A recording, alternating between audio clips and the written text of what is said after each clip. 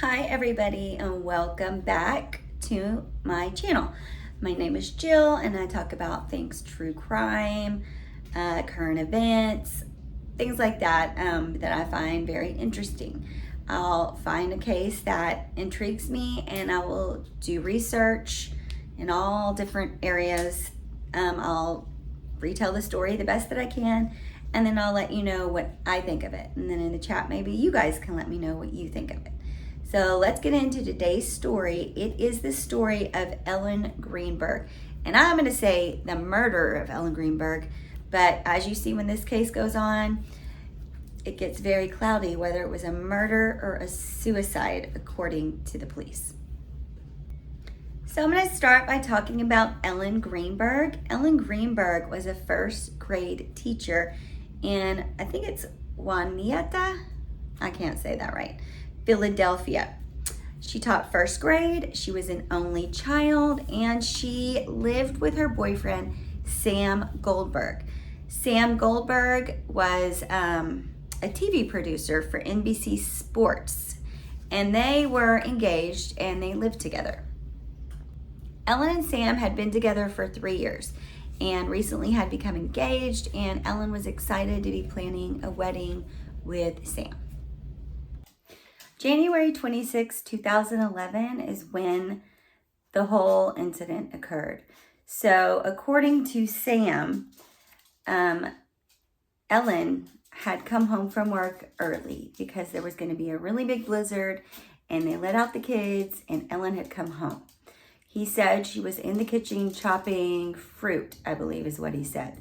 They had gotten into an argument and he left to go to the gym. He left at 4:45 to go to the gym. He said he was at the gym for half an hour. Then when he returned to the apartment, the door had been locked from the inside. And there's kind of like a swinging lock. I'll put a picture up where you lock it from the inside. And he said, he texted her, he called for her to open the door. It didn't happen. Eventually, he said he broke the door down. He kicked it in and came in and found Ellen propped up against the bottom of the kitchen drawers or whatever. And she was laying there. And then he called 911. She's not responding. Okay, is she breathing? I really don't think she is. Listen to me. Someone's on the way. I don't see her moving. Oh my God. Ellie, please. Listen, you can't freak out, sir, because you Okay, I'm trying not. Her shirt won't come off. It's a zipper. Oh my God, she's herself. They did pull security camera of the lobby of the apartments. Nothing looked unusual or suspect.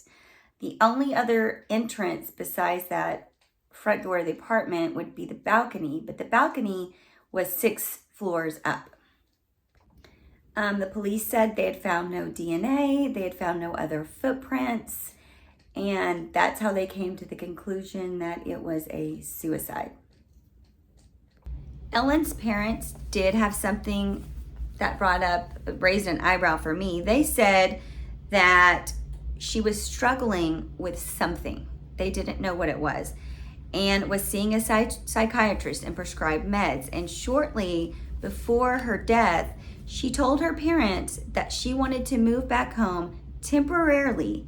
She said it had nothing to do with the engagement, but she wanted to move home temporarily. It sounds to me like she was trying to get away from something or someone, but I don't know. You be the judge of that. That they had said that Ellen was experiencing anxiety. Probably planning a wedding and working as a first grade teacher alone gives you anxiety. I can tell you that firsthand because I was a first grade teacher for many years and I had anxiety. So I'm sure that she had work-related anxiety. She had been seeing a psychiatrist. I think they had tried some different anxiety medications on her, but anxiety doesn't lead to suicidal. Also, they never investigated this as a murder. They never investigated Sam, that he could have possibly have murdered her or anybody else that could have come into the apartment for that matter. The apartment was never sealed off immediately. And then when they did return to the apartment, it had been cleaned and sanitized already.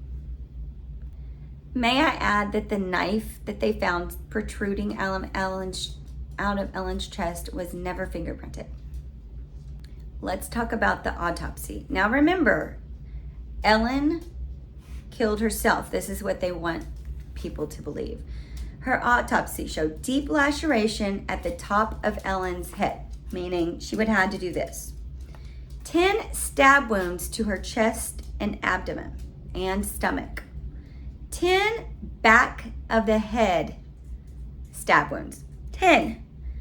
One plunged into her heart. Now, that was weird for me because it was almost a sign of someone or someone murdering someone that you would stab them in the heart. That seemed very personal to me. Shortly before Sam dialed 911, it is alleged that he spoke with 2 family members on the phone. Both of those family members were attorneys. Initially, the medical examiner had ruled this a homicide, but on April 4th, 2011, it was amended and it was changed to suicide.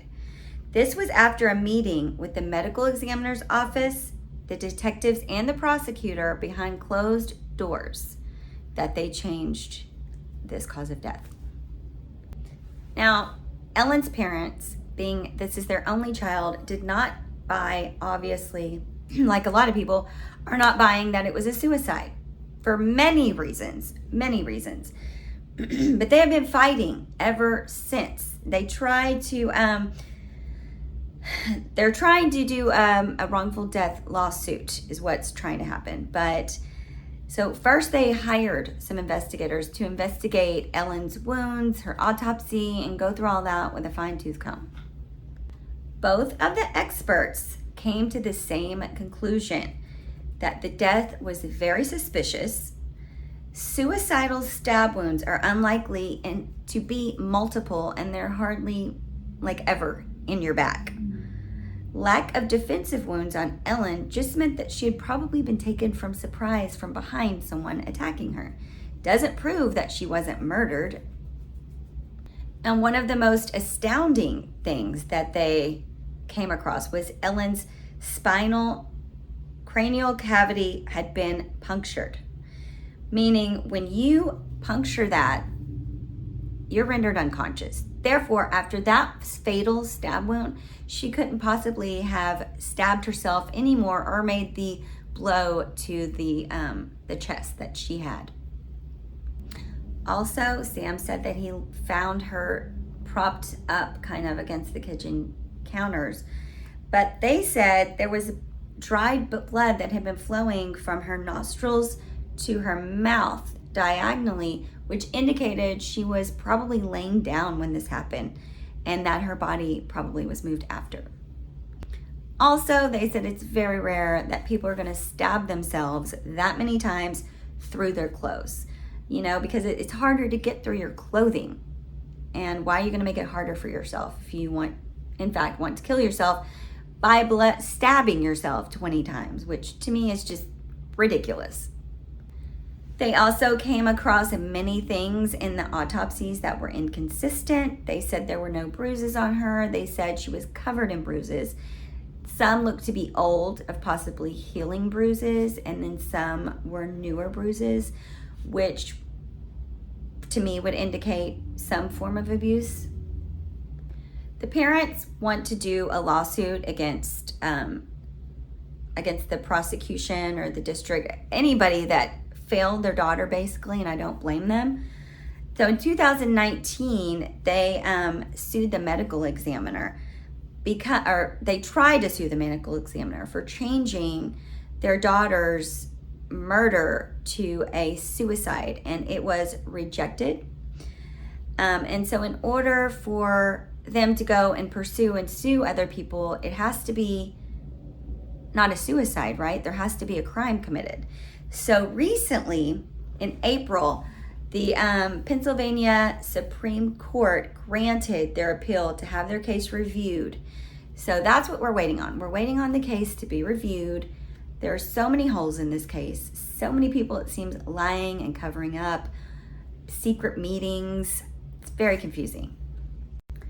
So, what do I think? I think that Ellen was murdered. I think that allegedly, in my opinion, that Sam and she got in a fight, and it was a bad fight. I think that probably what was wrong with Ellen was she was being abused by her fiance at the time. I feel like she was being abused, which was causing anxiety. She was trying to get away from him by moving back with her parents. Maybe he learned about that and he came from behind and stabbed her in the middle of the argument that he says they did have the argument. So I believe that's what happened. Will he ever be tried for a crime? Probably not, because there's no evidence now. It's all gone. They don't have anything on him that they would have had they done their job to begin with. Anyway, let me know what you think. This case is another frustrating case. And I hope that you I hope that it intrigued you to think.